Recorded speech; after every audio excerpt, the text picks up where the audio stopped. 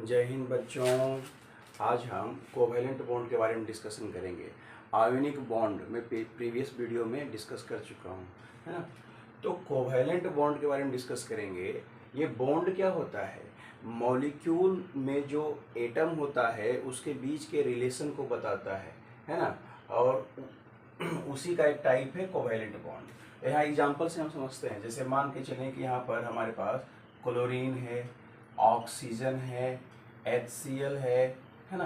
तो ये जो मॉलिक्यूल है, क्लोरीन है, ऑक्सीजन है, HCl है, इनके बीच में क्या रिलेशन है इसको हम देखेंगे। तो इसके बीच में कोवैलेंट बॉन्ड है। कैसे है कोवैलेंट बॉन्ड, उसको जरा देखेंगे। मैं सबसे पहले क्या बताया था, किसी भी एटम के रिलेशन को बताने के लिए हम सबसे पहले क्या करते हैं, इलेक्ट्रॉनिक कॉन्फ़िगरेशन लिखते हैं। तो इलेक्ट्रॉनिक कॉन्फ़िगरेशन लिखने के लिए मैं बताया था कि हमारे पास सबसेल जो होता है वो 4 होता है, S P D F होता है। S के अंदर जो इलेक्ट्रॉन होता है वो 2 होता है, P के अंदर क्या होता है 4 होता है, D के अंदर क्या होता है 6 होता है, F के अंदर क्या होता है बाबू 10 होता है इलेक्ट्रॉन। इस तरह से इलेक्ट्रॉन का डिस्ट्रीब्यूशन करेंगे। तो सबसे पहले हमें ये नहीं मालूम कि इन मॉलिक्यूल के बीच में क्या रिलेशन है, तो हम कैसे पता करेंगे? तो हम इलेक्ट्रॉनिक कॉन्फ़िगरेशन लिखने के बाद पता कर सकते हैं कि इस मॉलिक्यूल में जो एटम है उसके बीच में आयोनिक बॉन्ड है या कोवैलेंट बॉन्ड है ना। तो सबसे पहले हम एक टेबल रेडी करते हैं। हम बता चुके हैं इलेक्ट्रॉनिक कॉन्फ़िगरेशन। तो हमारा पहला सबसेल क्या है, S है। तो 1s हो जाएगा, 2s हो जाएगा, 3s, 4s, 5s, 6s, 7s, है ना। और P क्या है, दूसरा सबसेल है। तो जब दूसरा सबसेल है तो दूसरा सबसेल से यहाँ शुरू करेंगे। 2p, 3p, 4p, 5p, 6p और 7p करेंगे, है ना। उसके बाद D क्या है, तीसरा सबसेल है। तो तीसरा सबसेल को हम 3 से शुरू करेंगे, यहाँ 3 से शुरू करेंगे। 3D, 4D, 5D, 6D, 7D। उसके बाद चौथा से शुरू करेंगे। 4F, 5F, 6F, 7F। और हम क्या बताए थे इलेक्ट्रॉनिक कॉन्फ़िगरेशन लिखने के लिए कि जो सबसे पहले कटेगा उसको सबसे पहले लिखेंगे। तो सबसे पहले 1s कटा, 2s कटा, 1s के बाद 2s, फिर कम कटा, ये देखो 2p कट रहा है, फिर 3s कट रहा है, फिर क्या कटेगा 3p कटेगा, फिर 4s कटेगा। इस तरह से काटते हुए आगे चल जाएंगे। अभी हमको ये नहीं मालूम है कि क्लोरीन के अंदर कौन सा बॉन्ड है। बॉन्ड होता है 2 टाइप का, आयोनिक बॉन्ड और कोवैलेंट बॉन्ड। तो हम क्या करेंगे, पहले क्लोरीन एटम मॉलिक्यूल को लेते हैं बाबू। क्लोरीन एक टाइप का गैस है। तो इसके अंदर क्लोरीन का 2 एटम है। तो क्लोरीन का 2 एटम है तो हम सबसे पहले इलेक्ट्रॉनिक कॉन्फ़िगरेशन लिखेंगे। तो क्लोरीन का एटॉमिक नंबर क्या होता है, 17 होता है। और जितना एटॉमिक नंबर होगा उतना ही इलेक्ट्रॉन की संख्या होगी और उतना ही क्या होगा बच्चा, प्रोटॉन की संख्या होगी, है ना। अब इसका इलेक्ट्रॉनिक कॉन्फ़िगरेशन लिखने के लिए इस टेबल का एक हेल्प लेंगे।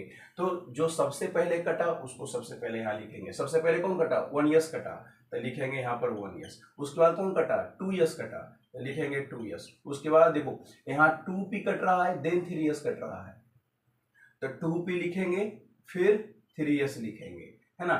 3s के बाद फिर से यहाँ आ जाएंगे, 3p कटा, फिर 4s कटा, तो लिखेंगे 3p, 4s, ऐसे लिखते हुए चल जाएंगे आगे टेबल, है ना। और मैं बताया था इलेक्ट्रॉनिक कॉन्फ़िगरेशन का मतलब क्या होता है, इलेक्ट्रॉन का डिस्ट्रीब्यूशन होता है। तो इलेक्ट्रॉन का डिस्ट्रीब्यूशन कहने का मतलब इलेक्ट्रॉन को बांटना होता है। तो यस सब सेल के, देखो ये पहला सेल है हमारा, पहला सेल के अंदर एक वो सब सेल है, यस है। तो यस में कितने इलेक्ट्रॉन रहेगा, मैक्सिमम 2 रहेगा, तो रख दिया।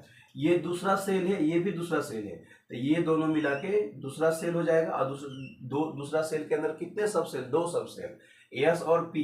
एस के अंदर कितनी कैपेसिटी रखने का, 2 इलेक्ट्रॉन रखने की कैपेसिटी है। पी के अंदर कितनी इलेक्ट्रॉन रखने की कैपेसिटी है, 6 इलेक्ट्रॉन रखने की कैपेसिटी है। ठीक उसी प्रकार से देखेंगे ये तीसरा सेल, ये भी तीसरा सेल। तो दोनों को अगर हम देखेंगे तो ये तीसरा सेल में कितने सब सेल, 2 सब सेल, यस और पी। तो यस में मैक्सिमम इलेक्ट्रॉन कितना रह सकता है, 2। अब हम देखेंगे कि हमारे पास 17 इलेक्ट्रॉन है, तो हमने कितना इलेक्ट्रॉन को बांट दिया, लेकिन 2 2 4 6 6 10 2 12 इलेक्ट्रॉन को हमने बांट दिया। बचा कितना इलेक्ट्रॉन, 5 इलेक्ट्रॉन बचा। और हमारे पास 5 इलेक्ट्रॉन बचा और हमारे पास पी के अंदर कितनी कैपेसिटी रखने का है 6, लेकिन हमारे पास 5 इलेक्ट्रॉन है, तो यहाँ पर हम 5 इलेक्ट्रॉन रख देंगे। अब जो बच जाएगा उसको ऐसे मिटा देंगे। ये हमारा इलेक्ट्रॉनिक कॉन्फ़िगरेशन बनके रेडी हो गया। और हम कैसे बताए थे कि इसके बीच रिलेशन को समझने के लिए इलेक्ट्रॉनिक कॉन्फ़िगरेशन लिखते हैं। तो देखेंगे ध्यान से, पहला सेल में इलेक्ट्रॉन की संख्या क्या होगी 2, दूसरा सेल में देखो दूसरा सेल है, दूसरा सेल यानी दूसरा सेल के अंदर 2 सब सेल एस और पी के अंदर 6, एस के अंदर 2, 6 2 8 इलेक्ट्रॉन, ठीक है। और ये तीसरा सेल एस और पी 2 सब सेल 5 2 7 इलेक्ट्रॉन। अच्छा, हम बताए थे कि मेटल नॉन मेटल का कॉन्सेप्ट बताए थे। अगर किसी एटम के आउटर मोस्ट सेल में अगर इलेक्ट्रॉन की संख्या चाहे 1 हो, चाहे 2 हो, चाहे 3 हो, तो वो कहलाएगा मेटल, है ना।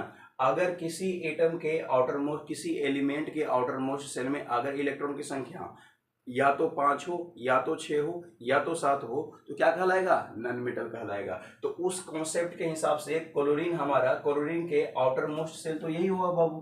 तो आउटर मोस्ट सेल में कितना इलेक्ट्रॉन, 7 इलेक्ट्रॉन। जब ये 7 इलेक्ट्रॉन होगा तो क्या कहलाएगा, नॉन मेटल कहलाएगा। क्या कहलाएगा, नॉन मेटल कहलाएगा। और हम बताए थे कि किसी भी मॉलिक्यूल में मेटल और नॉन मेटल रहेगा तो आयोनिक बॉन्ड होगा, लेकिन यहाँ पर क्लोरीन गैस है।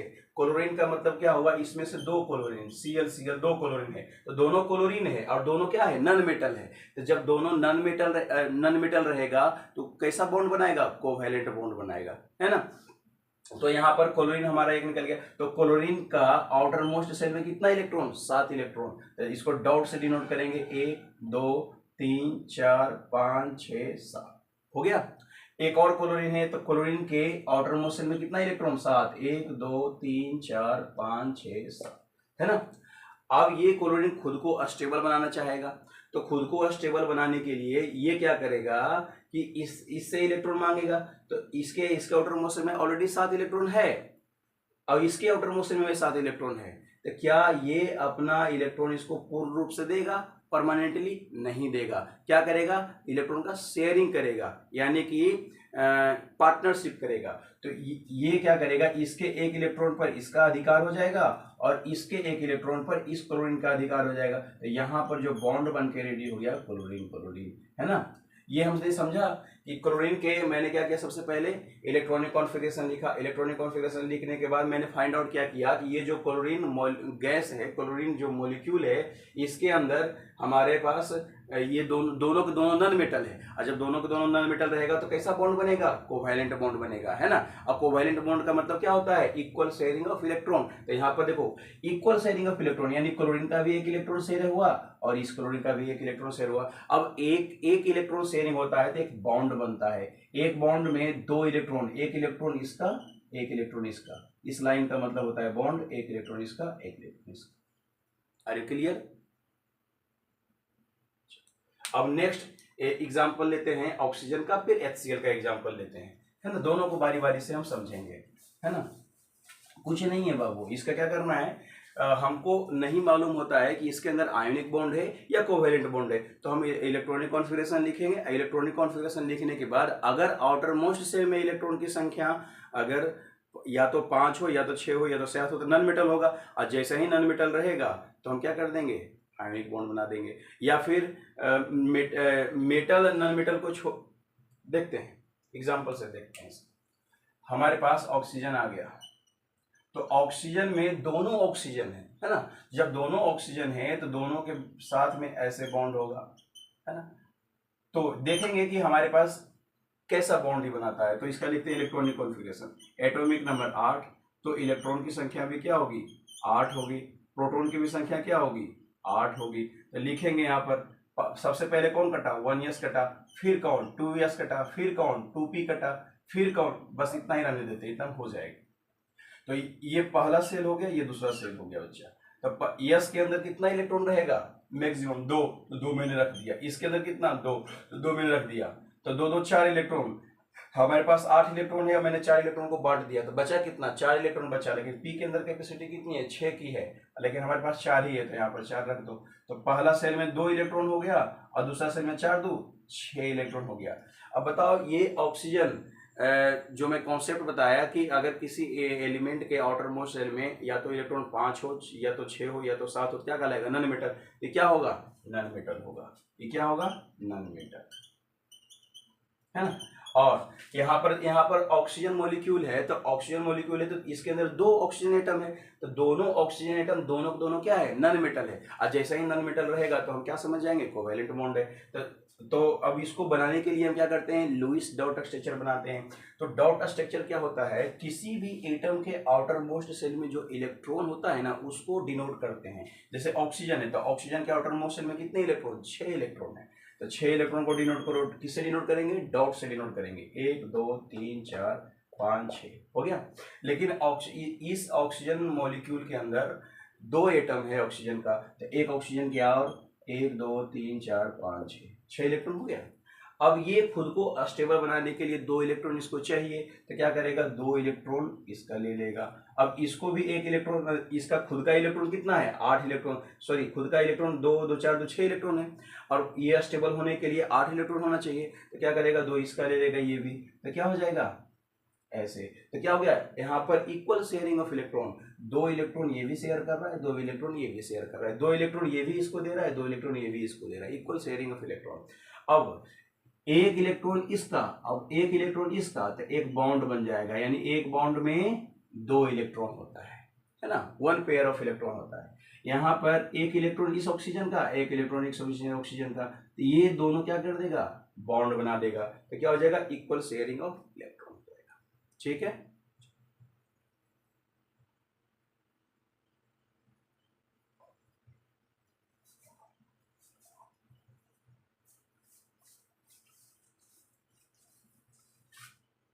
एक और एग्जांपल लेते हैं।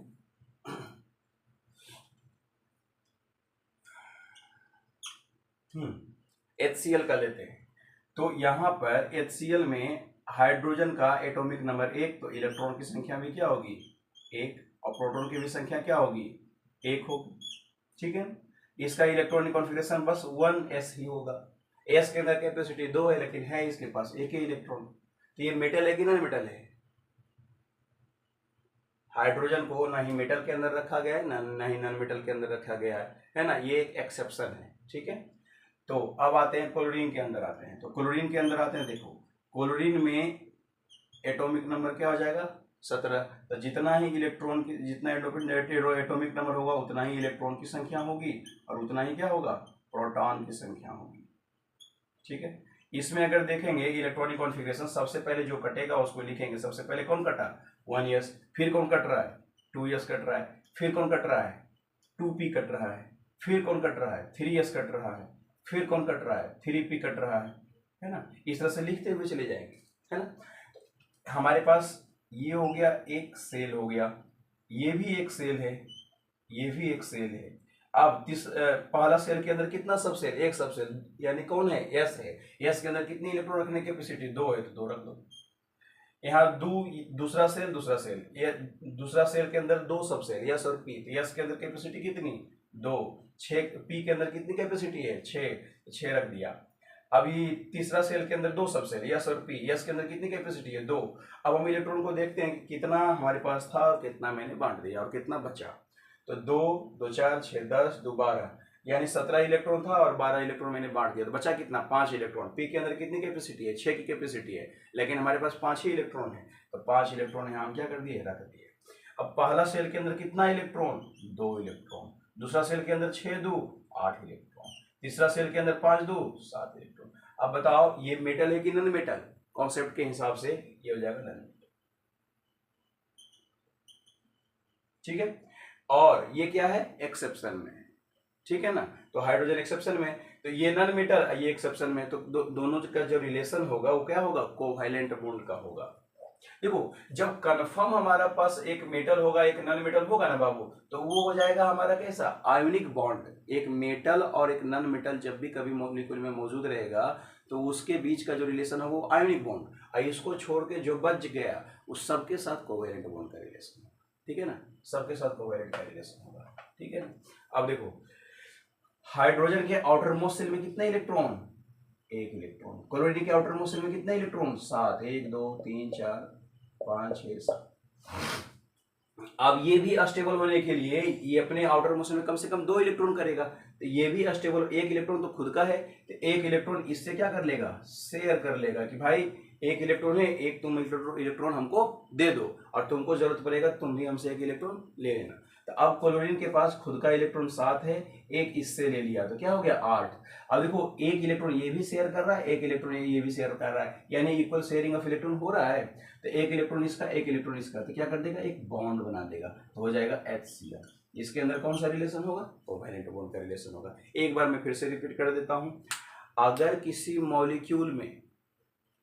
मॉलिक्यूल के अंदर जो एटम होता है, एक मेटल होगा एक नॉन मेटल होगा, तो वो आयोनिक बॉन्ड होगा, ठीक है ना। और इसके अलावे जो बच गया वो जो सबके बीच कोवैलेंट बॉन्ड लगेगा, राइट ना। और आयोनिक बॉन्ड में प्रीवियस वीडियो में बता चुका हूं, उसको जरा देखें समझें, और ना समझ में आए तो आप हमको कमेंट्स करें, है ना, और इसको भी देखें। और नेक्स्ट वीडियो में हम एलोट्रॉप्स ऑफ कार्बन बताएंगे, है ना, यानी डायमंड के बारे में डिस्कस करेंगे। Okay, thank you, bye bye, good bye.